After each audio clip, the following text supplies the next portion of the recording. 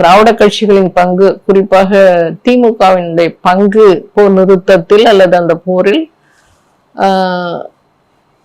நெகட்டிவாகத்தான் சில ஈழத்தமிழர்களால் இன்றுவரை பார்க்கப்படுகிறது. அது ஒரு பாசிட்டிவ்.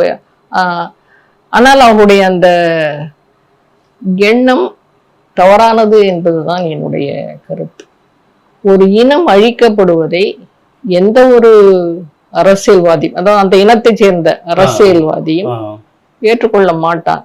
ஏனென்றால் இனத்தின் பெருமையை பேசி பேசியே வளர்ந்ததுதான் திராவிட கட்சிகள். எனவே அப்படி ஒரு தன்னுடைய ரத்தத்தின் ரத்தமாக இருக்கின்ற தொப்புள்கொடி உறவுகள் அழிவதை அவர்கள் மனசார ஏற்றுக்கொள்ள மாட்டார்கள். ஏற்றுக்கொள்பவர்களும் அல்ல.